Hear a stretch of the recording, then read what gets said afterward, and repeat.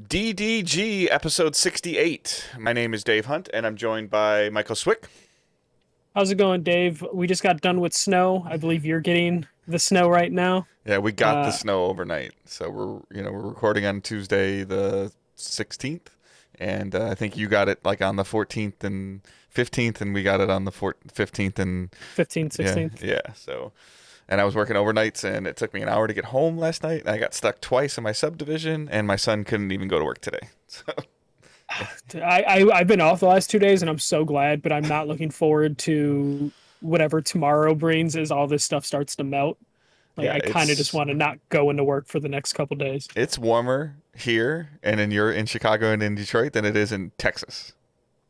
Yeah, Texas is having a little rough time dealing with this weather, but man, it's been kind of crazy. I felt kind of bad though. Like the last 2 days, I've just been looking out my window, seeing these cars trying to get out of their parking spots, and just being like, "Damn, that's a shame." It's like, oh, you don't Uh, want to quarantine? Here, we're gonna make you stay inside. yeah, and people are still like, "I really need to get out." It's Yeah, like, okay, but I then. hope Okay. wherever, if you're being affected by the weather, if you lost power, if you're listening to this like a little later, I hope that everybody is safe and no severe damage happened to anything or nothing got lost. I've heard of lots and lots of people without power.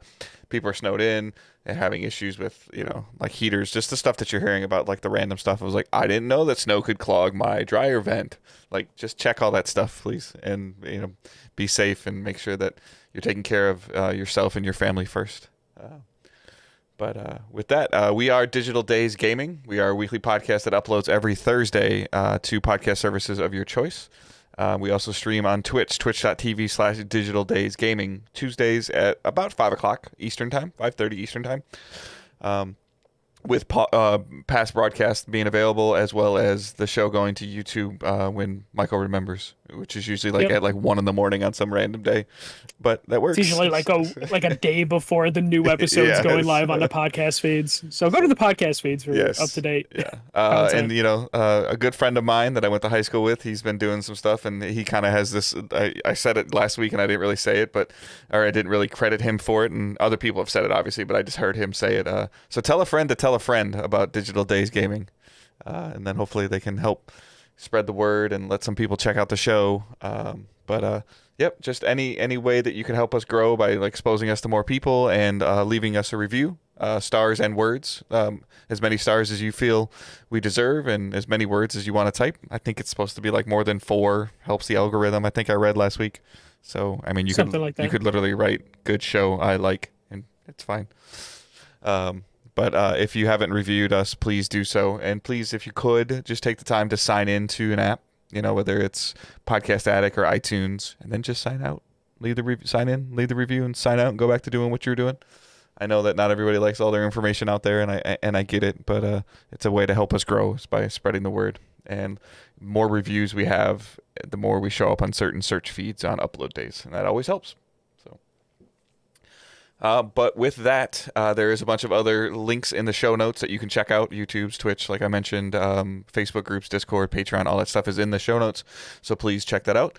And we're going to jump right into the news. And I haven't had this reveal was today. I haven't had a chance to watch it. I saw the trailer for it, and I don't like how the guy looks. Yeah, Hawkeye could be better, but so Seems the to be the Avengers, theme for Avengers. We don't like how they look. yeah, like their character design is different.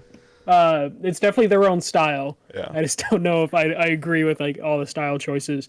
But they did their. I think they've been doing weekly war tables, or they're starting to do weekly war tables. And that is when they put out a video talking about the future of the game, and they announced the Operation Hawkeye Future Imperfect pack will be going out March 18th, and that will be the same day that the PS5 and Xbox X/X Avengers comes out. So we'll have a bunch of stuff day one. With the next gen, you're going to get improved frame rate, better detail, higher resolution, faster loading time. I believe they put out an image that said significantly faster load Well, times. I saw that image. Palmer put it in our Discord today, and I was looking at it, and there's two columns. There's the PS5. So I guess this is what you've been talking about before about versions of the game with PlayStation having a hard time with this. So I guess you can play the PS4 version on the PS5, obviously, which is what you've been doing if you're playing it on the PS5. And now there's a next gen upgrade, and I guess this means that if you put because you can't play PS5 games off the external hard drive. So I guess if you're going to play it off the external hard drive, these are the benefits that you get. And if you put it right on the hard drive, like you get the new upgrades. Is that? It makes it sound like you're downloading a new game, a PS5. Right, but I guess my point is, if you already have a PS5, why wouldn't you download the PS5 version of the game? Hard drive space, I guess, would be the thing. Okay. So your point of you only will play the PS4, you'll get some of the benefits, not all the benefits, because it sounds like they're patching in some stuff into the last gen, right? Avengers. Yeah, because it looks like I think that's what that is. The PS4 version has cross-gen matchmaking, cross-gen save file importing, the faster loading times, and then improved frame rate versus PS4, and then there's a whole bunch of other stuff that you get. So this is the PS4 version on PS5 via backwards compatibility, and then the native next gen version will be 60 frames, checkerboard 4K in performance mode, and then it'll be native 4K if you put it in the 4K mode, and it's got screen space reflections, contact aware sharpening, higher resolution, translucency, a bunch of really fancy words that means it's going to be shinier and prettier. Yeah, yeah, and then DualSense controller support. I guess that'll come into the bow and arrow stuff we hear about so much with PS5 stuff. So you'll definitely get that with Kate Bishop and Hawkeye. I stopped playing the game probably like 3 hours in, just because I was just like, I might as well just wait. Yeah, that's where I'm at right now too. The next gen. So I will probably end up restarting it. I don't know if I have to necessarily. The gameplay's simple enough that I could probably just jump in and not forget too much. But I'm looking forward to this because I like the single player campaign. At least the first couple hours I played, I was like, I like this. The games as a service stuff is bad, or not bad. It's just not working. No, it's bad. Yeah, it's just not. It's not developed. It's not fleshed. Yeah. They put the effort into having like 10 different currencies in that game, but they didn't put anything worthwhile to spend those currencies.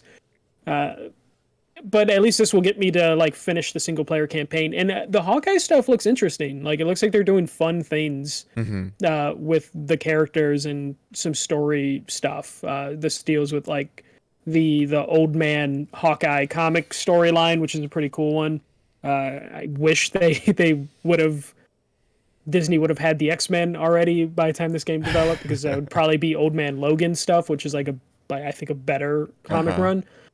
But this could be interesting. This at least shows that they're willing to have fun and go out there with the DLC. So like when they do other characters, as on a Square Enix wants to support this, they could do some fun stuff and bring some interest in. We still haven't heard about Spider-Man and what that's going to be when that eventually comes out. I was hoping we would hear something about Spider-Man when the PS5. Yeah, there's going to be an interesting challenge that they have there with introducing seasonal content, which whether you like it or don't like it, it's happening.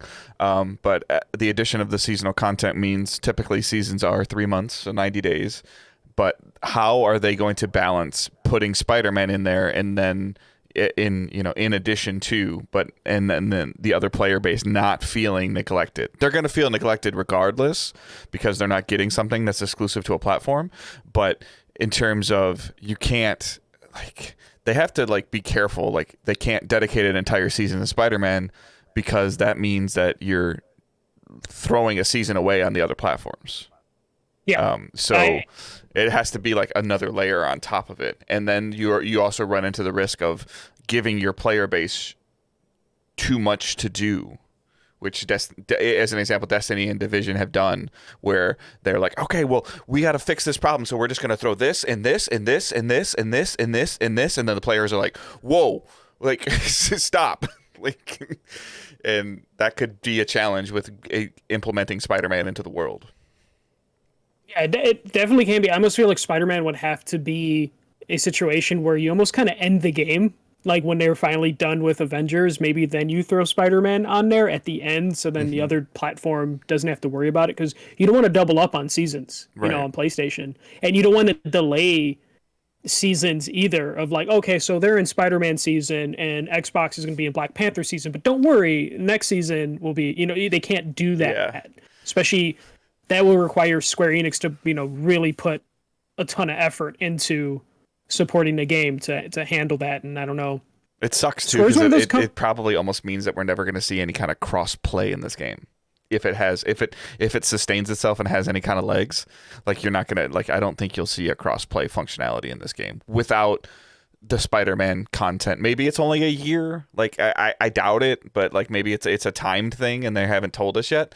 But just the way that these games are going with the cross play aspect to them and that's probably going to be the only way that this game could survive is by turning cross play on to merge all the communities together. Or they've got like obviously they did their war table thing today. They've done a huge push for the season 1. Maybe they'll go season 1, season 2, start showing the players what you can do and what the gameplay loop is going to be, and Yeah. then use Spider-Man as a catalyst to help sell more copies of the game. Yeah, that would be they would have to do something like that just to make it make sense. Mm-hmm. So I guess we'll see. Like they've been really silent about Spider-Man. They're gonna have to talk about it eventually, and we'll have to see how they want to play that out. So let's move on to the next story. It's pretty light news week right now. We don't typically do this, but I think it's going to start a conversation that I started on Facebook anyways. So Yeah. So Ratchet and Clank Rift Apart. It has its release date June 11th, which is the month I was kind of saying like it's going to be their summer game. yeah, So good June call 11th. on your part. Yeah, June has always Yeah, been a good Sony exclusive month. yeah, it seems like that is now probably just what you can just mark of just like there'll be an April game, there'll be a June game, and then it'll be like a holiday game. So this is the first big like domino to fall for Sony. I know you can probably say Returnal is like another one, but like I don't have really high expectations or low expectations for that game. I think Returnal's delay impacted the release date of Ratchet. Because if Returnal would have came out in March like it was supposed to, maybe we would have got Ratchet at the end of April or early May. But I think that, I also feel like it's tightening the window for everything else. And something is, and I still feel something is. I've said it since they announced it. But with this date, something is being pushed out of 2021 already. They just haven't said it yet. Yeah, especially like you have Deathloop in May, you have Returnal is in April, right? Yeah, it's like April 30th, I think. April 30th, yeah. So April 30th, you have Returnal, you have Deathloop in May, and then you have Ratchet. June. You're gonna have Ratchet. For the record, I don't think Ratchet's coming out June 11th. So you feel like there will be a delay. I have a little faith in Insomniac that they'll be able to hit this, but I can totally see this slipping like a month or two. Yeah, I put the over under on Facebook August 1st. Like, yeah, I could see that just because we saw Last of Us get shifted weeks here, weeks there, months there, but that was them trying to figure out like, are they gonna be able to ship games because of COVID? Right. So yeah. No. Like that's fine. I just don't think that I feel like Sony has the Last of Us. I don't think Ghost got it. Maybe Ghost got it, but like Last of Us was delayed, and obviously Returnal has been delayed, but like Last of Us was delayed like 2 weeks after an event. Like where they had people out and they had like the dates printed on posters and everything, and then it got delayed. So I just, with everything going on right now, I just don't have any faith in release dates at the moment. I think they're doing it because they have to do it. Because like I also said, like this is a really, really big launch window.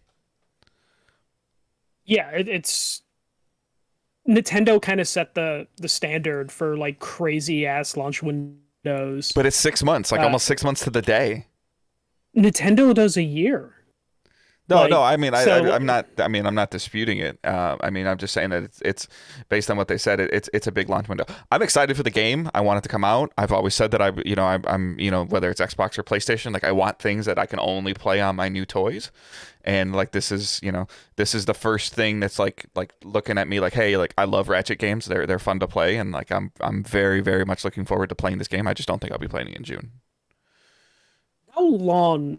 Because my Ratchet history is like every two Ratchet games I'll play. How long Yeah. are these games typically? Like 10, Yeah, 15 yeah, hours? like the 8 to 16, depending on what's going on in the game and how much you want to like go back and collect stuff and find stuff and get all the bolts and look in all the corners. I don't. It never really gave off the vibe of like having like secret corridors and stuff. It just had a lot of like brick breaking and the Yeah. replayability's there and having fun with the guns.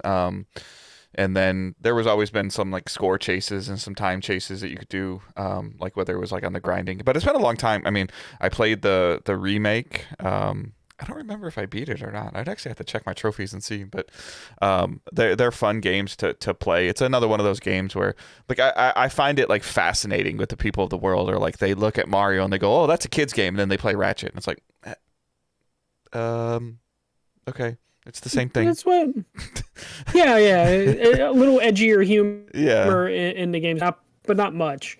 Uh, yeah, so like that's how I'm kind of basing it. Like the Ratchet games, as far as I know, have never been really too long. So it's very possible Insomniac could pull this off and Yeah. have like a full. I want it to, I I mean, just for noticed. the record, I want it to come out in June. I just don't believe release dates right now.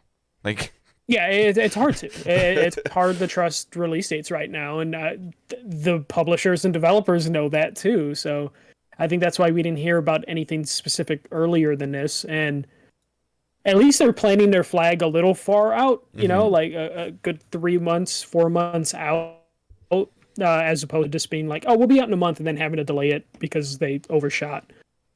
So this was good. I do notice that in a lot of the wording that I found from Insomniac, they keep saying this is the full game adventure, just because I think people are worried that like they've had too much on their plate, with Miles recently coming out, that they have to emphasize like this is the full Ratchet and Clank game.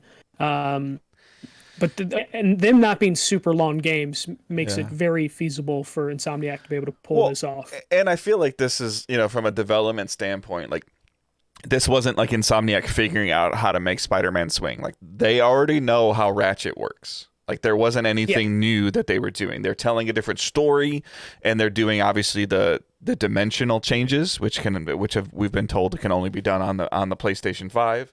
But at its core, the foundation for Ratchet and Clank is already there. There's Ratchet, there's Clank, there's guns, there's bolts, and there's cool looking environments. Like those are there. That's what you're gonna expect from the game, and you're gonna get a little bit of witty dialogue and cool storytelling, and then it's just a matter of can they tell a new, unique, engaging story that keeps you wanting to go. Can the gameplay sustain you enough to where the story is cool enough to you that you want to play through it? That's games. Like, yeah. so I mean, I'm not trying to like oversimplify or anything like that, but if a game is telling an amazing story, a lot of times you can shrug through it and be like, all right, I got it, I beat it. If the game has amazing gameplay with a so-so story, you're like, hey, it's a lot of fun to play, but if a game can get that balance of like, this is fun to play and I want to know what's going on, I want to get to the next cutscene, I want to get to the next chapter, which Sony has been phenomenal at doing, then this will be fine.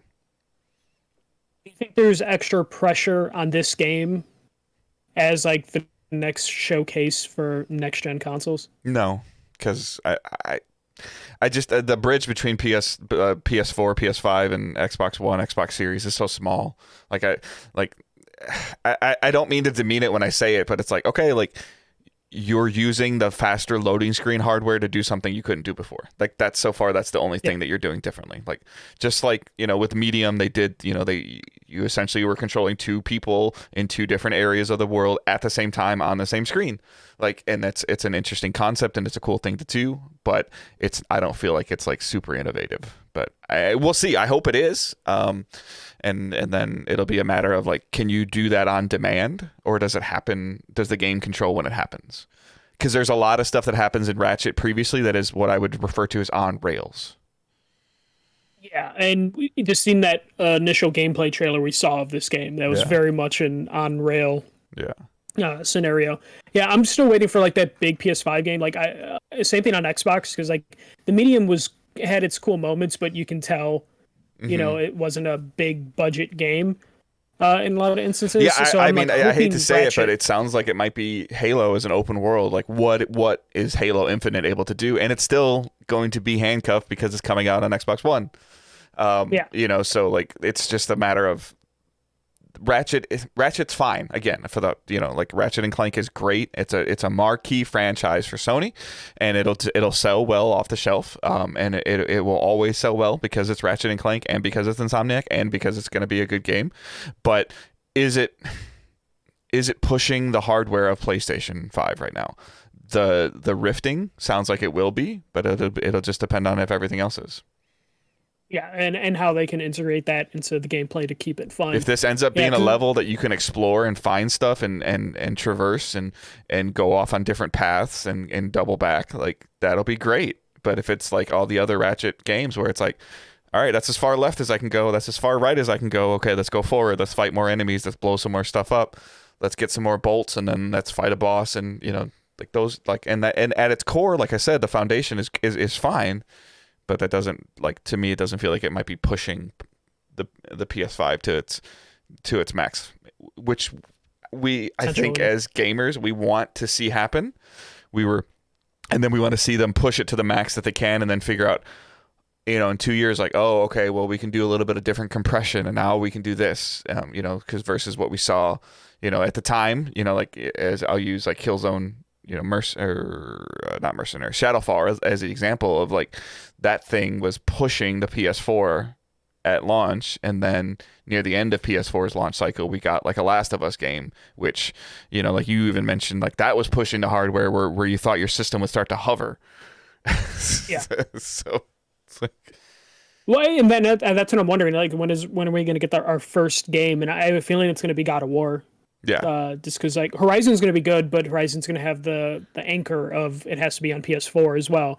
So I guess God of War will probably be the thing that we will be the game where like this is super next gen. hmm Ratchet and Clank might end up just being like a tease hmm of like what's possible, and waiting for God yeah, of War and to they might be show able to us. do some super cool stuff, like all the stuff that we've heard about with like the developers talking about, like when Epic did that deep dive into PS5's hardware and talking about using corridors and having you walk through areas or people talking to you while you're like going through something to kind of distract you from what you're doing, because the game wouldn't be able to render what was happening, and hopefully this means like kind of bigger, longer, you know open areas, like more battle stuff, more things on the screen, more stuff going on. Just like Ratchet games have always been known for like pure chaos when you're fighting a bunch of stuff. Like, so I would love to see that ratcheted up to like a 10. Yeah. Bad pun, sorry. Yeah, no, we'll end that story on the pun. All right. This last bit. Sorry, me and Dave probably won't be the best to talk about this. But a motion is being put out in like Parliament, specifically to stop scalping. So it's like a UK anti-scalping bill that's gaining support. Like 32 people in Parliament have signed on to this, and it seems like this could be the first like big step into actually protecting consumers and giving people a fair shot. We've been seeing a lot of the stuff, especially after Sony kind of in their financial call talked about like there's a shortage of semiconductors because everyone's hoarding the supply Hmm. right now. We're seeing it's getting harder and harder to find, at least in other countries. It seems to be harder and harder to find PS5s and Xbox Series X, and it's partly due with scalpers. Uh, Game, a UK retailer, recently came out and said like they're doing more, and they like were able to stop like thousands of scalpers from purchasing from them. There was a big story in Japan that they were having an issues, uh, and they have had to put in measures and safeguards on their end to prevent PS5s from going to resellers. The U.S. doesn't really have anything, at least I'm aware of like to protect consumers. It's just based on like if the retail companies want to do that or not. And some are, some aren't. But this could help out people in the UK trying to I find don't think this a way. I don't think this matters at all. Like the scalpers will just figure out another way. Oh Like, yeah, yeah. This, if anything, is will just be like a slowdown, a yeah, speed bump for them, because they'll always find a way. because But it seems like it is ultimately, like, definitely yeah, the retailers don't care. Like, sorry guys, like the retailers don't care. until the They, stores open up. not even Like then. then they'll care. Like, not even. I Not, think they'll no, kill that. no, not really. Because so you're telling me that in your experience of working there, working multiple places in retail, similar with mine. If somebody walks in, if we get 10 PS5s in, and somebody walks in the store and puts, I don't even like 10 times 5, like I don't even like whatever, 20 grand on the table or in cash, you're not going to let them buy 10 PS5s. Your store was not going to let them buy it. No, any smart retail store would It's a not guaranteed let sale one though. No, person. like I've just said, like For a hot product, they can sell that and some to other people. The only time the stores that I had managers that were willing to do that is if they got that person to buy accessories and make it worthwhile, because they can sell the 10 consoles to that one person or whatever, but the whole point of a retail store is to get people to buy other shit. So like unless they're getting that one person who wants to drop 20 grand on like 10 consoles or whatever, uh they're gonna need them to be like, okay, you better sign up for the credit card. You better, you better buy accessories. You better buy the insurance on these consoles, which a reseller is not going to do. Companies make their money not from selling a system. They make their money from selling bullshit insurance. yeah, And, no, yeah, 100%. But so it's there's no way you a, know, a retail store is going to do that if they're smart. yeah, Like I mean, I for just a hot product. yeah, I just don't. I mean, I think that any in their right mind, like it when the stores open again, like fully open again, like they're gonna all these companies are just gonna want as many sales as they can get. Like they're gonna want people to feel comfortable coming in the store, and they're gonna come in the store and ask if they have it. And I think that's kind of one of the things now of like what you're seeing, because I even feel like something like this it would be. What I feel like the most of the stores in the US are doing is already, I feel like is already slowing down scalpers anyways, to where you can't buy it and ship it to you, because that's where it's happening is that they're buying Yeah. 10, 15, 20 of them, 5 of them from every store, and they're shipping them to their house, and then they're almost selling them before they have them, and then as soon like then they just slap a different label on them and send them out. But with now you have to purchase it online and do it for a in-store pickup. I have not seen or heard of anybody post or in 2021 having a console shipped to their house. I guess Amazon would be, Amazon gets them in, but I meant if you're going to buy it from Target, if you're going to buy it from Best Buy, if you're going to buy it from Walmart, you have to go get it. Yeah, they're doing store pickup, and that's going to be the foreseeable future until stores open. Right, And which are automatically slows down scalpers anyways, because it stops them from getting, like I have, challenges of getting one, like, so I don't really know how somebody's getting like 20 of them. Like, yeah, I know you can get a bot, but at the same time, like you said in that scenario, because like they're not able to, as a curbside pickup, they're not able to try to push the insurance on you. They're not able to push an accessory on you when you're in the store. Like you're not, they're no, not. they still try. Yeah, well, they didn't They for still me. Then like you're already getting those hurdles are already gone. But what a retailer can do is if for some godforsaken reason you get 10 of them in and a curbside pickup shows up for 10, you can fill one. You can control that aspect of it, and then those other 9 go back up for pick. At the store. So there is a little bit of control there of like, why did this Michael guy order 7 of them? Like, how did he order 7 of them? All right, well, we're stopping that. Like, Yeah, and then you go in the system, cancel it out, and it turns into a big fight.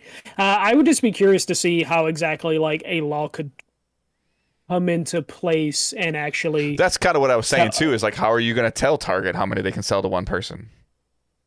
Yeah, it would be a weird thing to do, which is why I think retailers are going to have to be the ones that actually control which this. is also why it's only gaining. I hate to say it like this, but this is why it's gaining ground not in the United States.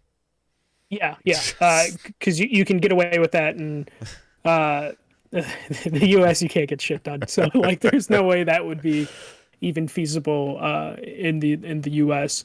But I guess it's something to follow. Especially, it seems like it's harder to find consoles outside of the United States, especially like I don't know. Last week it seemed like every day multiple retailers were posting Xboxes and PlayStations. They were still going real fast, but you had at least multiple shots a week. So somebody brought this up in one of the, I don't remember if it was on Twitter or on Facebook, but I'll kind of tie these two stories together. Do you think Ratchet and Clank's release date, tentatively for June, has anything to do with console supply constraints?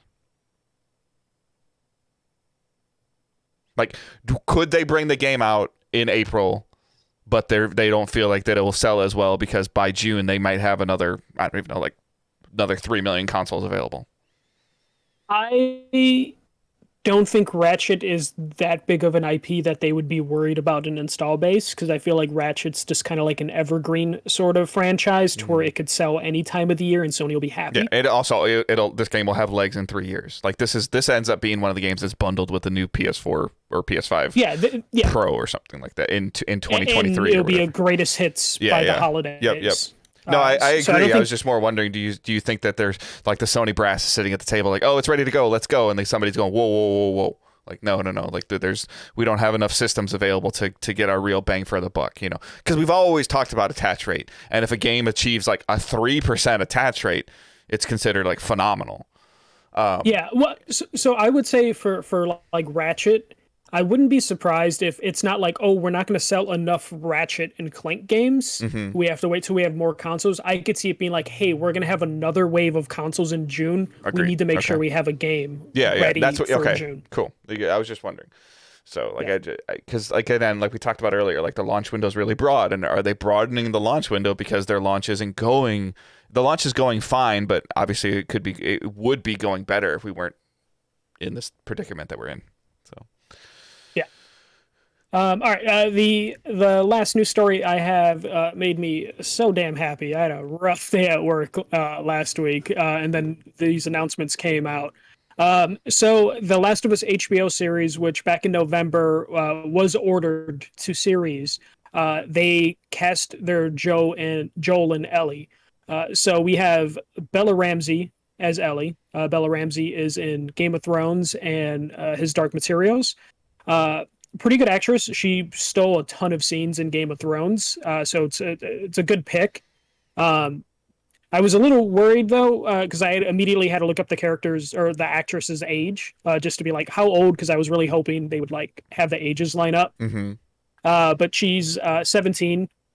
So not too old, not too young. A lot of the actresses that people were picking were like 24, 25-year-old actresses. I think you can get away with. I think you can get away with 5 years either way. I feel like 4 or 5 years, you can usually get away with it. But yeah, to your point, if you're 24, like can you really make yourself 10 years younger? Because like we believe like Ellie's anywhere from like 12 to 16 in both versions of the game. Yeah. And she looks relatively young, so. Because she's 17, but like creepy. But also, like I guess it's one of those things where you can't have like a 12-year-old doing the horrible, violent shit, right? Like I think you'd be surprised for the most part if you really started digging into actresses that play that play teenagers, how old they really are. Oh yeah, and it drives me crazy when a movie is just like, this 30-year-old person's totally a high schooler, and that stuff drives me crazy. That part is bad, but I mean, I think an 18 to 20-year-old female actor, or 18 to 20-year-old actress playing a 14 to 16-year-old happens a lot more than we realize. Oh yeah. Oh, for sure. And then we also see, when they try and have someone really old be a high schooler, aka the cast of Riverdale. So, and then Joel, which I was super happy with his casting, is Pedro Pascal.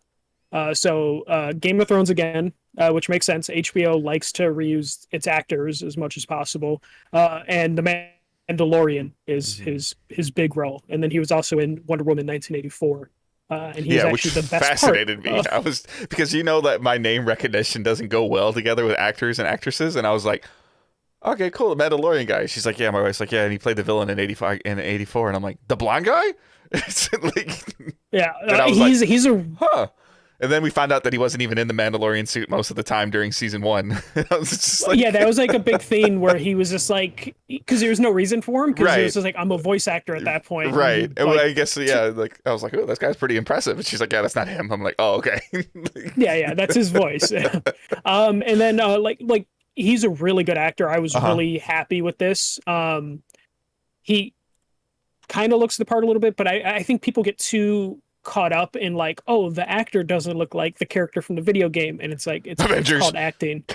Yeah, you know, like people freak out though. Like people are like, oh, because people wanted another Game of Thrones actor Yeah. for Joel, and even It, though that actor actually is a better Tommy than he is a Joel. yeah.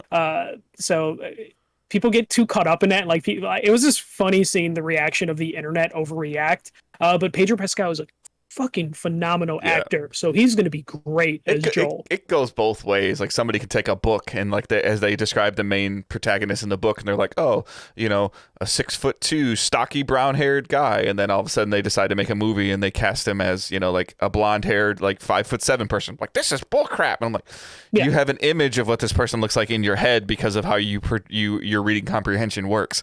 There's no way that image is ever going to portray onto a visual thing. Like, yes, we have Joel looking a certain way, but unless you go and get Troy Baker and then, you know, put a bunch of makeup, even so, like, no, Nathan Drake is Nolan North, but you can see the features on it, but they're not the same person. Like, yeah. I was super happy with this casting. I immediately like wanted a fantasy book like the yeah, rest of the cast because season 1 has so many. Or the first game, and we don't even know if this is like going to really cover all the events of the right. first game, or if they're going to drag that out. They'll probably drag that out. I don't think you introduced Abby in season 2. I think you need to introduce Abby in like season 3 or 4, I would so people love get to really see. attached to the characters. I would love to see like a world building of like seeing Ellie in Boston before like as she's figuring out that she's immune. Yeah, like that whole thing could And then be. that stuff with Joel and Tess, like the prior stuff before like Joel got assigned, you know, Ellie. Like that part is like fascinating to me. Yeah, like I'm hoping we get like a long HBO run of like 5, 6 seasons for this because there's so much to explore, and they could honestly spend multiple seasons just in the first game, Mm-hmm. just building out that world and then making it to like the town in the second game and see how they establish there's so much they can do with this, and I'm glad they got some good actors for it.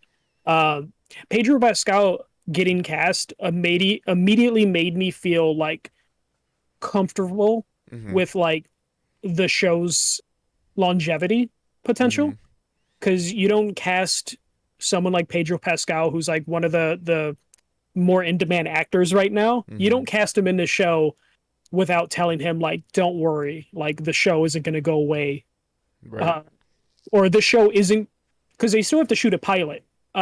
So like they're not going to waste his time on a pilot that's just going to get canceled and never get turned into a full series. If they thought that if they So were worried about that, they would cast anybody to shoot the pilot to see if it works and then try to make the upgrade, like try to make an upgrade. Like, which tends to yeah, happen with a lot of like I've noticed it with a lot of like comedy sitcoms where you'll watch like episode yeah, 1 and like a husband and wife dynamic happens, and then like you realize like the next episode's like that's, you know, a different mother-in-law. wife. Like, yeah, Yeah, it's just like, well, it's because it worked, but you know, like the other person wasn't feeling it, you know. So I'm sure, like you said, like these scripts are, you know, are written and the concept and the curve is being shown, and he's on board, and like you said, hopefully he's on board for, you know, long term. yeah. Uh, so super excited for this. They The only thing that worries me is like they got a director for the first episode, and he has like really no prior experience in directing, and that would be the only thing that would scare me. But He I'm just has to assuming do what HBO. Druckmann tells him to do. Yeah, no, that's what immediately what I thought is like the Chernobyl creator for that show. You know, him and Druckmann are the two head writers, the two executive producers. I'm assuming that means that they're both just going to be on set, making sure like Well, and this let's relatively new be director. real. Like I would feel like that the jobs would be very similar. And we worried about this with Druckmann, but you know, I don't know enough about television show filming or anything like that, but I would be led to believe that they're going to film 1 or 2 seasons probably over a 2-month span, you know, maybe longer. I don't know how long that, you know, like how long that takes. I've seen, and you know, that Druckmann would be involved, you know, his ability to direct. We've seen it on YouTube videos of like PlayStation's released and other people have released, of his ability to motivate Troy Baker to do something in a certain way and to tell him kind of what he's going for and what he's going after will portray well into a television or a movie. So Yeah, I would be surprised if there's at least one episode. Like there would have to be at least one episode directed by Druckmann. I have a feeling they would let him at least do like one episode of like, it's probably going to be 10 episodes. HBO usually does like 10 episodes a season. So I wouldn't be surprised if we see Druckmann like direct something. But that's all I had for the news. I will add this to my Uncharted movie watch. So next time there's an update, we'll add The Last of. They got a lot of people that they need to cast. We need to know who Tommy is. We need to know who. Tess and do we is. need to, like, here's the thing is like, depending on where they, you know, where they go in the world, like, do we need to know who Tommy is yet? Like, could Tommy be like season 3 or 4? You know, like there's plenty of things that they can do, or they can spend time of. I don't know how you. I don't know if it's going to be a Joel and Ellie story arc. I don't know how you tell it without, you know, telling it at the, you know, starting it in Boston, because I think there would be a lot of stuff that would be left out. But I could definitely see the arc like starting with the first season of the season finale is Joel and Ellie being introduced to each other, you know, of them building the world first. And if they do that, then there are some people that they could there are some prime characters that they could not worry about in the first season, just to see how it does. I already know the first episode's going to be Tommy telling Joe, like, hey, I got a job for you. You got to smuggle this. And he won't tell him what he's smuggling. And then he gets introduced to Ellie and then credits. And then that's the cliffhanger for episode 1. Yeah. But we'll add this to Uncharted watch. Over under Uncharted releasing before The Last of Us episode 1. Oh, man. And Which one? Which one releasing first? Uncharted releasing which before? one do you have? Uncharted will come out before. Okay, so Uncharted is what, March of next year? Yeah, because isn't technically at like 90% done? It's finished. Yeah, they're just doing post-production. Yeah, so but they haven't even but TV shows are faster, so they could pump this TV show out this summer. I don't think they're gonna have. No, like in production this summer and then release it this winter. Or HBO usually needs a winter show, a spring show. That's how they go. So either The Last of Us is this winter or next spring. Yeah. I think, I guess, I don't know, like, I guess my main question, regardless of the date, would be like, how do you get a great Game of Thrones fan interested in Last of Us? Or how do you get somebody that doesn't play video games to watch this show? Like from an advertisement standpoint. Like Walking Dead was based on a book that like a ton of people had read, right? Yeah. Like I think that a video game that sold well, but not as well as a book. No. Especially though Walking Dead was an indie comic. Okay. So it sold like crazy after the show's success. Yeah, but it also I guess had I wasn't big names like, attached to it. Yeah, I guess I wasn't really like paying any attention back then. But like, did the first season was Walking Dead like a slow burn? Is this something that you're going to hear about? You know, after episode 4, 5, or 6, of people going, "Hey, this is really good," and then you're going to start hearing. The Walking Dead had the benefit of being on a network that had Breaking Bad and Mad Men running. So people were already tuned in for those shows, right? And seeing advertisements for the Walking Dead. That's 100% a great point. What does HBO have right now? That's the problem. That's what I was getting to. Yeah. HBO doesn't have anything right now, other than the fact that HBO Max exists. So maybe if they just start blasting, like when Tom and Jerry season, hits. I guess the best way to do it is football season. too. Yeah, Like, is wait for this to come out after the football season, or because that's the number one thing that people watch live. yeah. When the Mortal Kombat movie and the Godzilla movie come out in HBO Max, they throw a teaser trailer for The Last of Us. Maybe that'll be enough to get people interested, because HBO as by itself does not have a like marquee show right now. They have good shows, but they don't have what they had with Game of Thrones. So I think like, they would have to rely. I guess you might know better than I would, because I haven't seen any of it. Like and again, Game of Thrones, world-renowned best-selling novel as well, right? Yeah. How, like 20 years old, right? But how did they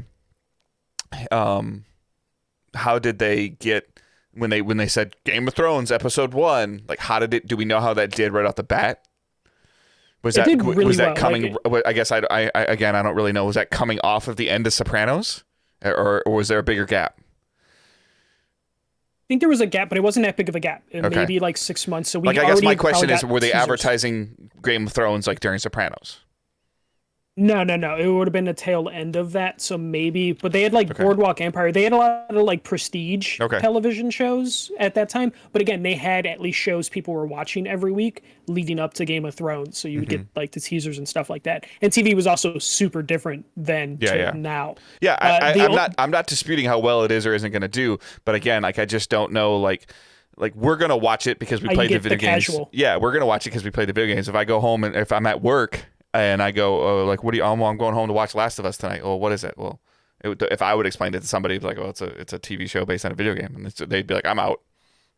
Yeah, well, so Vasper Warrior in the chat brings up a good point. Justice League, the Snyder Cut, is getting a lot of like press right now. It's on HBO Max. The Last of Us will be on HBO Max. You throw a little bit teaser, because in HBO Max, you put on anything, they give you a trailer for something that you have to skip. It's Justice League. Like, people are really passionate about Justice League, even though I'm questioning that. I do not like Zack Snyder movies, but I'm gonna hate watch Justice League. Like, I will sit through that 4-hour thing. If you go in the break room at work and you sit down and say to the coworker sitting across the table from you, "Did you see the Last of Us trailer last week for the show?" Like, what are the chances that they even know what it is? There's a good chance, but my work's a little different. The question is, what are the odds at your work? Will someone be like, "Hey, did you see?" And I think they're slim to none. Trailer? Okay, yeah, my work, there's a high chance there will be someone that would be like, "Did you see the Last of Us?" I don't even have people at work that watch the football games, so like. Yeah, then you're screwed then. Yeah. No, I mean, again, like, I'm intrigued. Like, I'm down for it. Like, but again, I think that using like Mandalorian as a little bit of an example, like, the platform was there for Star Wars. No, I'm not underestimating how many people play games to understand about this. I'm talking about the ability of you to be able to put something on a screen. And, like a brand new movie, a new concept of a movie comes out, you've got a media push behind it. You've got, these actresses and actors going on late night television shows. Like, I don't have any, I guess I don't have any knowledge. Like, are we going to see, Pedro go on Jimmy Fallon to talk about the show? Like, I don't know those answers yet. Most likely, yes, because HBO. HBO needs a prestige show. And The Last of Us is probably going to be their next shot at getting a show everyone's talking about. So Mandalorian did well because it was Star Wars that turned into a really cool, compelling story. But I bet you if you ask the people that are watching it who plays the Mandalorian, they don't know. But also, Pedro Pascal is a huge star, so he'll definitely bring his fans into 100%. This that have never seen this before. And those people aren't necessarily, those are Game of Thrones fans, those are Narcos Netflix fans, so he's definitely going to bring in his audience. Yeah, I just know, so like, it has potential. Me personally, what I've been calling, what I call on purpose television is, like, when I'm watching television now, like, I'm watching things on purpose. Like, I'm clicking on into a specific app to go to a specific show and to watch it. It's the days of just like clicking through and seeing what's on and running across something I don't do anymore. nor do I think that, even based on the Super Bowl ratings, like it doesn't seem like that's happening either. And I thought these Super Bowl ratings would be through the roof because everybody should have been at home. But I don't know. Like I don't see it. Like is this going to be something that's going to be on HBO Max at 8 o'clock every Sunday night, or am I going to, Yes. like, and it will, yeah, but is it going to be compelling enough that I want to watch it live? I watch very few things live, and so I'm just worried that it could be a slow burn. It could be something by episode 4 or 5 or 6 where you hear about it. Like as an example, it took Arrow on the CW almost an entire season to catch more wind. For people to realize, like, hey, they're, like, because of the complexion of, DC shows are trash. And then it's like, okay, well, this is actually pretty good. And that spun into a whole bunch of other stuff to where maybe they're oversaturating the market now. I hope it does well. And I understand how many people played the video games. But if you really, dig down into, maybe how many people bought Last of Us 1 and 2 that, that would be new to the franchise, like you're talking like 15 million people. And how many of those people are going to take the time to watch a television show? How many of them are going to know it even is a television show? Like, that's all I'm saying. Yeah, I think what will really help Last of Us as a show is when they get the marketing machine going, and first time in a trailer you see a clicker. I feel like that is because Last of Us is gonna have the problem where people are tired of zombie shows because Walking Dead has 15 different spin-offs and people are kind of getting fatigued. I think as soon as they have a trailer that shows a clicker, that might be enough to get people to be like, oh, another zombie. Oh, but that's a different type of zombie. Something like that is maybe enough. There's like enough personality and style that the show could have based on the video games that might be enough to get people in the door. That they're going to have the install base of the video gamers. So it's going to be up to the video gamers to then spread the word.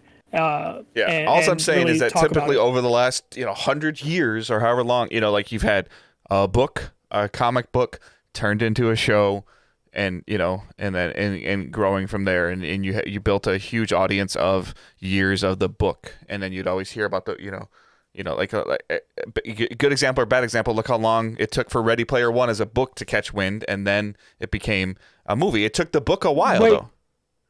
How long did it take the book? The book was out for maybe like 2-3 years. No, right? I would have to look. Ready Player One came out. Dare we look up Ready Player One, that trash ass book and movie right now? Ready Player One. Oh God, Ready Player One book. Fucking probably gonna be a picture of a stupid DeLorean. 2011. So not that long. But the movie didn't come out until like 2018.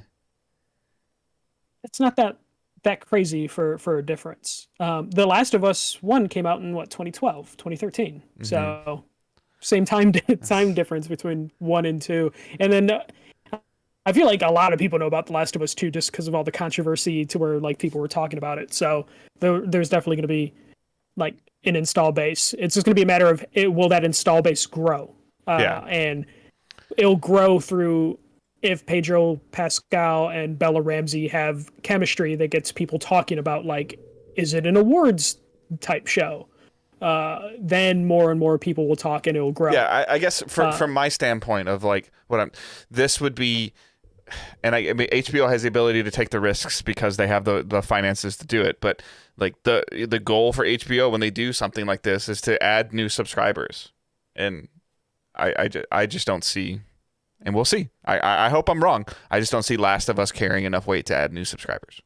There you go. PlayStation, so Xbox game with their Game Pass Ultimate has done things where like they add like a trial subscription to their thing. PlayStation Plus adds a trial subscription for HBO Max. Yeah, and that explore area on the PS5. That's great. Like that would be a way to do it. Mm-hmm. Absolutely, absolutely. Like, what was it? What show was that you can only watch on Plus that failed? Power, because God damn. Yeah. But again, that's that was a new, like, this is it's bad, but that was a new thing that they were trying to do, and it was a bad show. this is not a new thing they're trying to do, but it's going to be new to a lot of people. Yeah, That's all. and it's I think that's when the acting is going to have to be the anchor of that show and get people talking. Because I would almost say that It's already they need.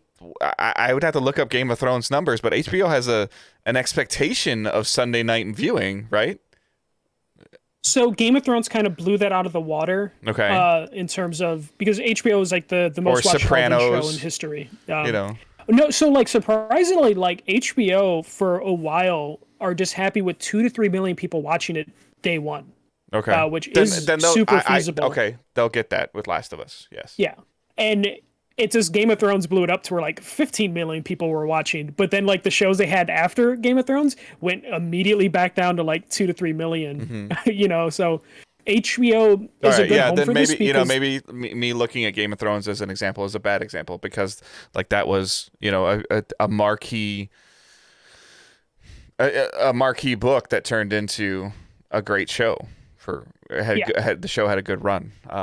But and it wasn't until season probably 2 or 3 that the ratings then became astronomical. that's kind of my point. Are we going to get to that point with Last of Us though, to where it'll make it to season 2 or 3 if the ratings aren't good enough? I don't think so. I think because HBO has like low expectations for their numbers, though now they're owned by AT&T, so we have no idea like if that's going to change. I think HBO is in dire need of like a hit, so I think they're willing to take the bumps on The Last of Us as long as it meets like that threshold of like a couple million people are watching. And again, like The Witcher show did really, really well. Yeah. But again, that's the book. Netflix. Also Netflix. Yes. All right. That's it for the news. All right. So what we're playing and watching. So I can hear everybody's eyes rolling right now as we go. So here we go. I'm ready for whatever hate you want to give me. So I fell hardcore into Destiny this week. So I have said, new season of The Chosen started, and I went into it with tempered expectations. Beyond Light was solid. Season of the Hunt was terrible. Going back a year, Shadowkeep was solid. Season of Undying was terrible. Season of Dawn was better. They've kind of had this up and down with seasons. Season of the Chosen is very, very, very good for me right now because the game has really good rewards in it.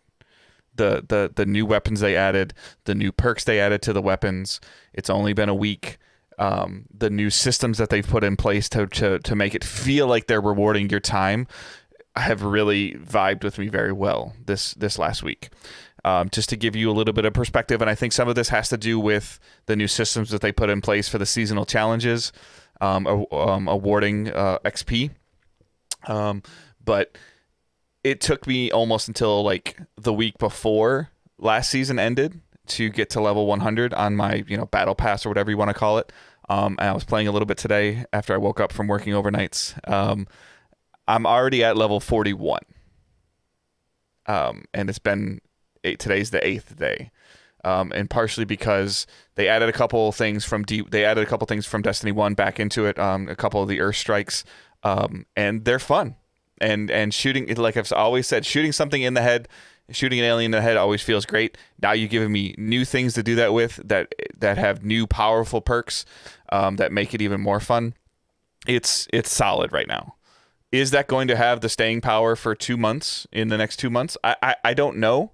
This reset, they already added an exotic quest to it. It's still early in the season, but they said a couple weeks ago that they were, even like at the beginning of Beyond Light's launch, that they had started to invest into what they were calling their rewards team, and it feels like maybe we're seeing the rewards team already have an impact this quickly. Of there's cool stuff to chase. That stuff can have a massively diverse perk pool to it, to where you're like, okay, that one's not bad, but there could be a better one. And that's where your loop comes from, is like, okay, that's cool, but I want something better. And there's ways to get it.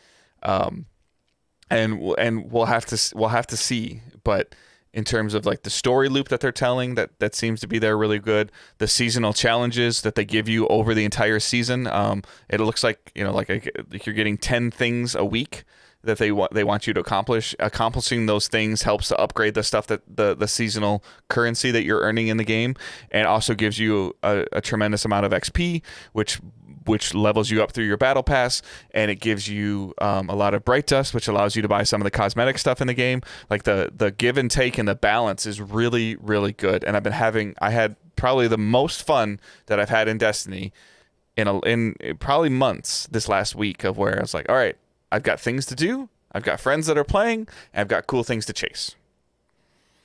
That's good though. So you actually had people to play with, because I know for a while you had maybe like one or two people that were playing again. Is like there's not a huge huge influx of people yet so far, and I think some of it's going to be like, well, and like the seasonal stuff isn't for them, and I think those players have just moved on, and that's totally fine if they, like and I'm an aspect of it. I've been able to play a lot more games because I'm not spending as much time playing Destiny.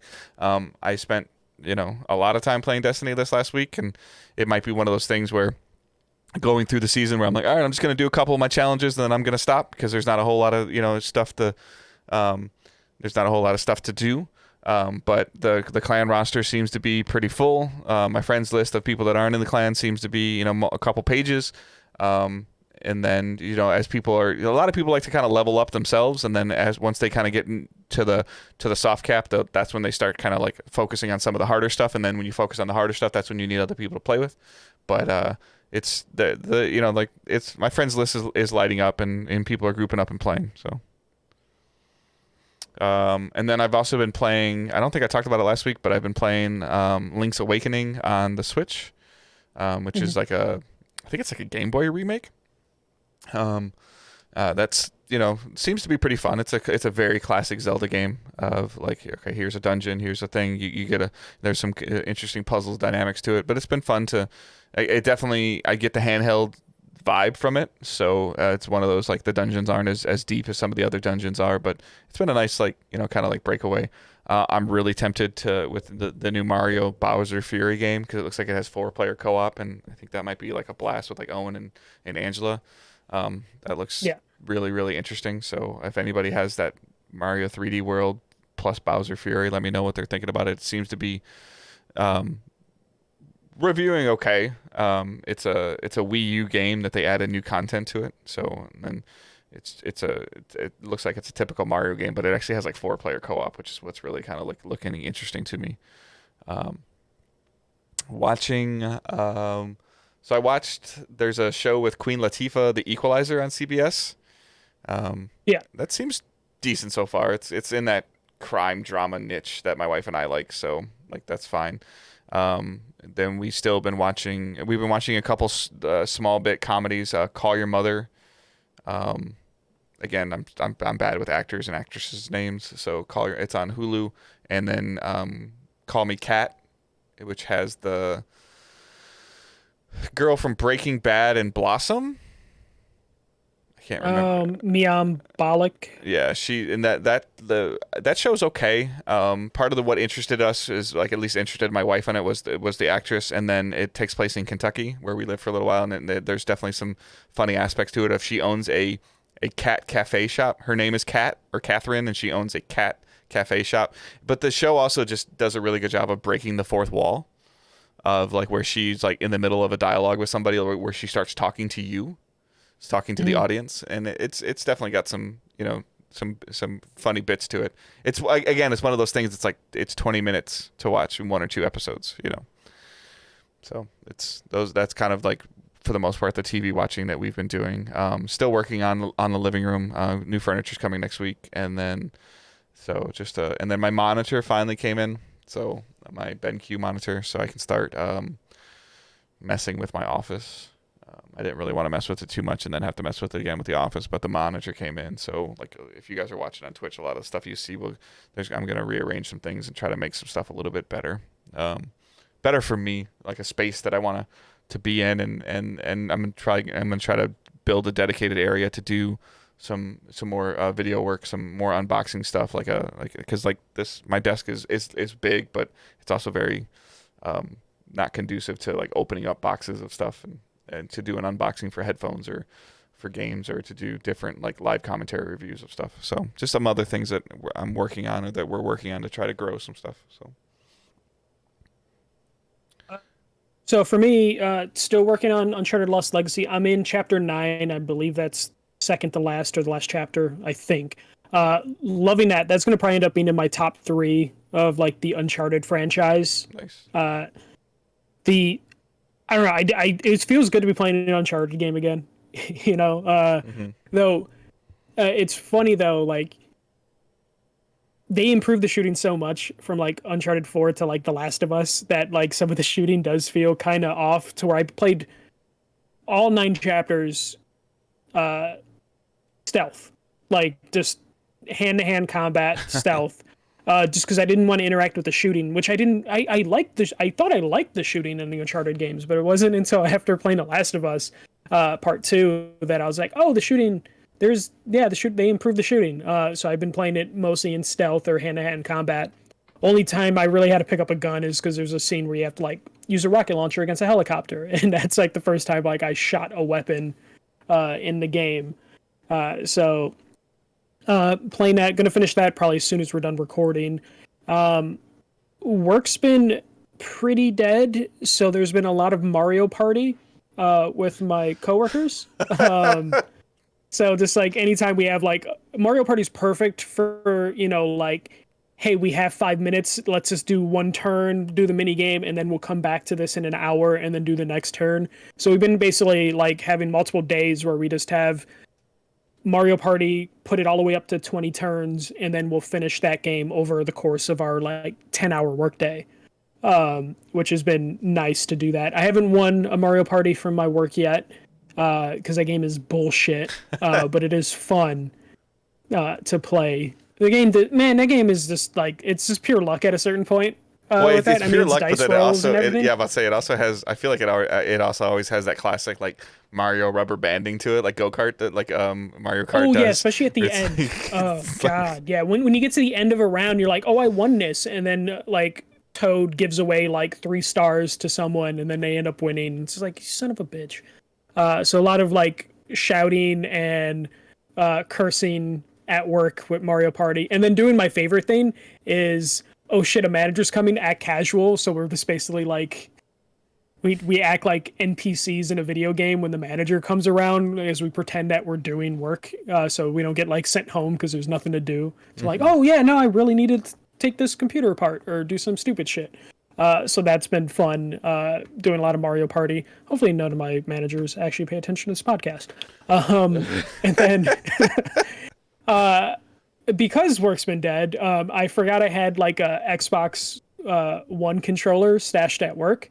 And I just ended up playing Xbox Game Pass like games just on at work on my phone.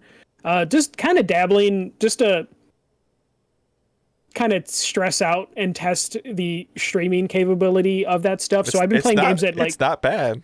So it's not bad. It's not Stadia good, but it's not bad. It's I would put it above PlayStation Now, but below Stadia in terms of latency. I can't play. if I we're can't gonna, play like, shooters. I've determined that I can't play shooters, but there's some other It stuff was you can mess around with. So Yeah, I was playing games specifically just to test it out. So now, like, are you on your work's Wi-Fi or are you on your own? Like, are you on? I'm on work's Wi-Fi. Okay. I refuse to like try data. So I was playing Marvel vs. Capcom Infinite, just because fighting games. Hated it, couldn't do it. Yeah. Like there was just enough input lag that was like, this is like unplayable. But I wanted to test it out. Also, that game sucks, which I didn't like realize. When I saw the roster for that game, I'm just like, this game was never done. And I saw the DLC characters. I'm just like, did they just stop here? Because like Marvel vs. Capcom 3 had a ton of characters, had cool stages. And then I was playing this for like 20, 30 minutes. I was like, oh yeah, no wonder they just like brush this away and like it kind of pretended it didn't exist. Then I was playing West of Dead, which is a game that I played a couple months ago. I reviewed it a couple months ago.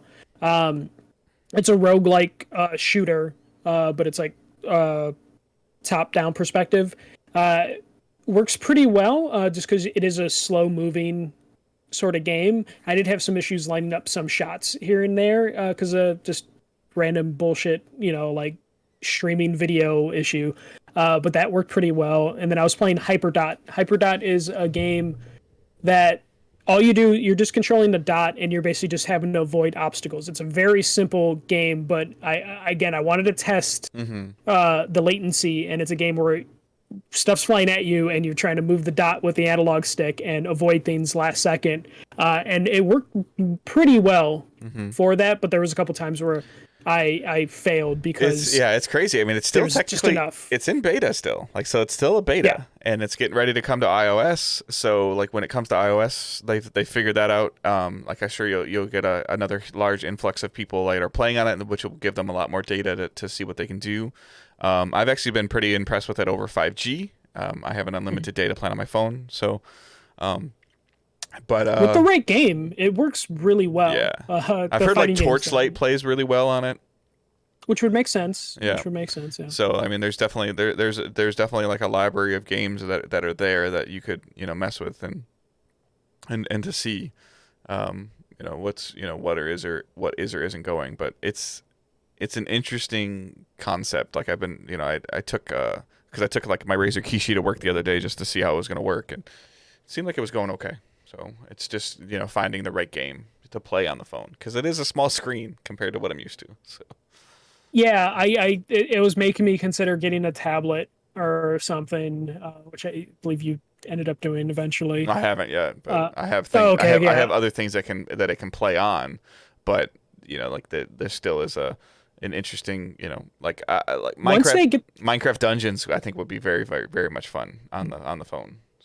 Once they get you mentioned the browser thing is being worked on iOS, where you're just be able to access it from a browser like you would Stadia. Once they get that rolling, I'm going to be super into it, because then it opens up all the different screens that I can play that on. Like we at work, Alt Tab. Yeah, no, just Alt Tab, just to have my I have like this ugly Minecraft controller at work, and it only lives at work. I forgot I had it there. So I was just using that when I'm playing just random games on it. That's it for playing.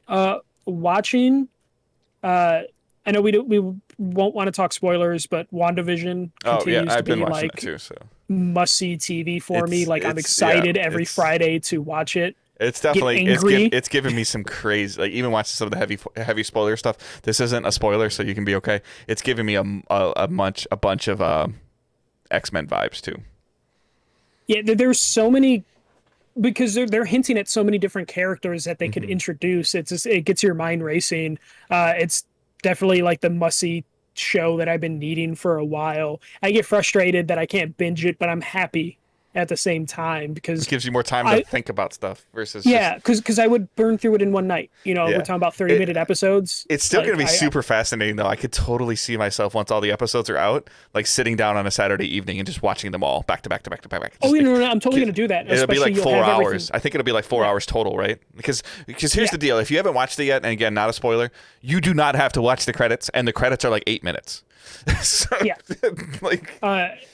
it's crazy. It's one of those things where especially binge watching it after it's done is going to be so good, because you'll get all the extra hints and Easter eggs they've been dropping, and then you'll know what they mean. I just hope they release a version of it without the credits and just let it just run concurrently. No, because they haven't done it with Mandalorian, so I think that's just how their shows run now, which is just frustrating. So, and then between that, I've just been watching Sarah play Final Fantasy 13. She moved on from Red Dead, so she's playing that. I wanted to test out a backwards compatible game, and that's one of her favorite games, with a disc. It took forever. I don't so usually downloading from the Xbox store is super quick for me, just like it is with the PlayStation store. For some reason, because how backwards compatibility works, you put the disc in and then it downloads the game from the store, and your disc is just a license to authenticate. It was probably on 9 different servers, or somebody at work's like, damn it, somebody put this in an Xbox. Oh yeah, someone put this 360 game in, and it took fucking forever to get 30 gigs. Can you picture that person from Microsoft working at home, and his computer goes bing, and he's like, It doesn't make that noise until somebody puts some like 10-plus-year-old game in the system, and he's like getting up off the couch like, God damn it. Like, I just picture like an old man in like a security uniform just slowly walking over and unlocking something. Your pager goes off. Like, what the? I was bummed out though. I was going through the backwards compatibility list, and like there's 600 backwards compatible 360 and original Xbox games. The 3 games that I want to play aren't on that list, so it doesn't matter if I can like. And 600 is a lot, and you would think that. But what happens if you put a 360 disc that's not backwards compatible in a series? So I think I don't know, because I would have to buy these discs. But as far as I know, it has to download the backwards compatible game from the store, so it has to. So this would be like one of those games that just isn't backwards compatible, then, right? Yeah. Okay. So but the annoying thing is one of those games is Condemned 2. But Condemned 1 works. 1. Yes, Condemned 1 works. It's backwards compatible. It's the same developers. Well, not same developer, but I believe it's the same publisher. It doesn't work. It won't. Like, yeah. It won't download from the disc. Okay. All right. Yeah. So. It's super annoying. Like Condemned 2 is one of the 3 games that I want to play. That's weird though. So like, what's in 2 that they couldn't do it? Or is there just not enough player base, or is there not enough demand, or was there a licensing deal, or is it like on the list to be done and it's just not done yet? There's got to be, maybe because the developers changed or something. But I read somewhere that they're looking to maybe open up the backwards compatibility program again. So I'm hoping they do that and get a couple more games in there, because there's some really cool games that like aren't compatible, especially like. I don't ever want to turn my PS3 on again, even though last week I did that thing where I downloaded all the things. So I'm basically looking at PS3 games that I want to play again, but I want to do it through the Xbox. So all those 600 games that you listed, like for me, being an Xbox noob that I am, on my Series S, it being digital only, like they're available on the store for me to buy? Yes. Do they cost like $40? No. So typically, most of them that I've seen could be anywhere from like $10 to $40. It depends on the publisher, but there usually is enough 360 games that are on sale every week. Okay. Different ones that you can do that. Okay. So it actually isn't too bad. The disc is just there to authenticate, basically. And then how many times do you have to authenticate? Every time? Yeah, if you want to load up the game, you just have to have the disc in. Okay. So it's not too bad. So I'm just hoping they open that up and like add some more games to it. And then the last thing I'll mention is I watched Willy's Wonderland, which is the new Nicolas Cage movie. Okay. It's basically Nicolas Cage has to survive in a haunted like Chuck E. Cheese. So it's basically a Five Nights at Freddy's ripoff. But it's so fucking weird and funny. I absolutely loved it. It's not a good movie. Like, I wouldn't say like, oh, this is a good movie. It's a fun movie. It's just bizarre. It's just. Oh, so now you said movie, I forgot. So we had we've been struggling for Owen to be able to actually sit and watch an entire movie, because he's 5. So we tried to mix it up a little bit and give him, something that we would want to watch that he might be interested in, has some cartoons to it. He was able to he sat and watched Space Jam from beginning to end. Mm-hmm. So we rented Space Jam on Amazon Prime and watched that. So sorry, I forgot. Yeah. Are you excited for Space Jam 2? No. Yeah, me neither. I'll probably watch it just to see, but yeah, it's going to be on HBO Max, so you're recommend Willy's Wonderland. I think it's like a $20 rental. I don't know if it's worth a $20 rental. Maybe when it comes down in price for a rental, it'd definitely be worth it. If you just want to see a weird Nicolas Cage movie where Nicolas Cage is just fighting animatronics, it's really good for that. But that's it for me for playing and watching. All right. We're going to jump into our questions real quick and wrap the show up. So you can send us questions on the Facebook group, Twitter, Discord, anything, using hashtag AskDigitalDays, and we can search that and get our attention. So Chris writes, listening to the podcast discussion about E3 had me thinking Jeff Keighley should attempt his Summer Games test concept again, Fest concept again, but have it in a 2-week window this time. Last summer was a mess of fear and uncertainty for all. Not only this, but companies were using a certain amount of gamesmanship when it came to their next-gen console plans. I just believe I just believe he could make his concept work this time around. He's shown that he's learned from his Game Awards mistakes in the past, and I'd imagine he learned from last summer's mistakes as well. I believe E3 is dead on all fronts, and I think that their new endeavor will fail, quite honestly. Perhaps their concept is a sound one. We shall find out soon enough, I guess. I agree. I think we will see him do it again. I just don't know. It's going to be basically him versus E3 in terms of like. And then again, like we talked about partners. last week, like why would Activision reveal something with Jeff Keighley versus just revealing something themselves? Jeff Keighley last year was actually pretty smart, where like even if you weren't associated with Summer Games Fest, he did a threw you pre-show on his calendar. Yeah, he did a pre-show for it and said, "Hey, like, oh, well, Bungie's live. Go watch them now." And it's like, or we're gonna host them, and you can stay in my chat. And it's like, yeah. But I agree. A 2-week, I would rather him do it over 2 weeks than over a whole summer. We talked at length about that last week. Yeah. So yeah, I think it'd be interesting. I agree that I feel like a lot of companies felt handcuffed last summer, both because of the pandemic and because of like not really being able to talk about next gen. And I think that now that next gen's out and it's there, I think that it'll be pretty cool. Like June, like late June, early July, I think it'll be pretty cool. Hussein writes, last week Michael Swick talked about the PS3 and that there's a PS3 space or logo on the PS5. What are your thoughts on there being a PS3 virtual console hub in the PS5? The same as the NES and the SNES or the Switch. There is a PS3 hub. It's called PlayStation Now. So do you know, like, I got to test it out. Like, because you technically can add your PS Now games to your library. Mm-hmm. Do they pop up in that tab? Because I feel like that tab just drives me nuts. Like that tab's existence. Okay. I don't have PS Now. I know that like, a year ago or 2 years ago they gave you the ability to download the game as long as you're PS4 games. Yeah, as long as you're I thought it was PS3 as well. No. It was only PS4 games. Okay. So there is definitely a couple things going on with that. But in terms of could I, we've always talked about this. Could there be, so you sign up for Nintendo Online, you get access to the NES and the like their virtual console games, and you can play a bunch of those. I don't think you can just buy a Super Nintendo game on the Switch right now. Not currently. I think it's either in the thing or it's not in the thing, and you get access to the virtual console with your online subscription. But could I see something to that extent, like Sony doing something to that extent? Yeah, possibly, but at the same time that would kind of be like their Game Pass alternative at this point of like which is PS Now. They would have to just change PS Now as a concept.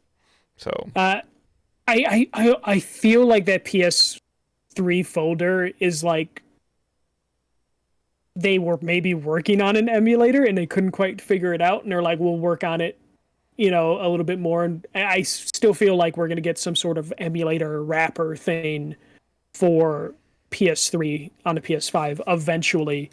I don't know why that folder is there but they didn't remove it, which like, I feel like if they weren't planning to use it, they would have just removed it. Like it's there and it will be used eventually, but I don't know in what way it's going to be used because there's no reason for it right now. Like that's it. That's the same. They did the same crap with the reveal with Cerny's talk, where they showed like this box and it like they did the PS4, the PS5, and it's missing. Like what? Yeah, like they had to have been working on it, and it just didn't come in time. Because that image pisses me off too. Yeah. And then everything that Cerny was showing were like, and it was PS3 shaped games. like a PS3. Yeah, it was just all of this, and people are asking like, why are they doing it? And I almost wonder like, is somebody at Sony like just saying, hey, let's just mess with these people, and we're never going to do this, but let's shape this like a PS3, and let's put the Killzone avatar and the Killzone background of the PS5, and then it'd be really funny. Let's just kill the website like 2 weeks after it comes out, and it's like, what the fuck? It's like they're seeing like WandaVision like Easter eggs, but they're taking all the wrong like reason. Like they're like, oh, people really like Easter eggs. What if we just fucking throw Easter eggs that mean nothing? And it's just like, please don't do that. Like the Easter eggs have to pay off typically. It's like the thing that I've seen the most on like social media. Like, I don't know if this is just more people getting their hands on the system, and like it's great if you're getting your hands on the system, that's cool. But if you think the coolest thing about the PS5 is that the back of the controller has all the PlayStation symbols embedded inside of it, or like super small, like there's cooler stuff. Yeah, I think when I saw that, I looked at it, I'm like, huh, and then I just never thought about it like, again. oh, that's cool. Like, all right, that is our show for this week. So please, as we mentioned earlier on the show, at the beginning of the show, like share the show, leave a review, tweet about it, Facebook it, share any of the posts that we do on Facebook, like the page. Maybe somebody will see it on your feed that hasn't seen it before. Any of that stuff. If you can just any way to help us grow is always appreciative. A bunch of links in the show notes, Facebook group, any of that stuff. Twitch is there, Twitter's there. You can follow Michael at firstmjc1st. You can follow myself at GoodDaveHunt. You can follow the main account at Digital Days Pod, and that's the one that we would like for you to maybe retweet a little bit more, or quote tweet. Say, hey, give the show a listen. Like, any of that stuff always helps. Same thing on Facebook. Just sharing anything that we put on the Facebook page, sharing it to your own personal page helps, just to get people more eyes on our page. And then patreon.com/digitaldaysgaming, where we have a couple different tiers in there. $1 tip jar, $3 Discord, private channel access. $5 gets you the podcast 24 hours early, and $7 gets you an exclusive monthly episode. Last month we did a huge deep dive spoiler into Spider-Man, both Miles Morales and the PS4/PS5 game. There's a bunch of other stuff on there as well. So if you sign up for that tier, you get everything going backwards, which is like 7 or 8 additional episodes right now, as long as everything else going forward. So even if you sign up for it for 1 month and then bail, like, that's cool. You still get the stuff, listen to it, and you can leave. That's okay. I get it. And then $5 gets you the show 24 hours early, if that matters to you. And then also just following us on Twitch and subscribing to us there if you're able to. All of that helps tremendously. I hope everyone has a great week and keep moving forward. Don't be a dick. See ya.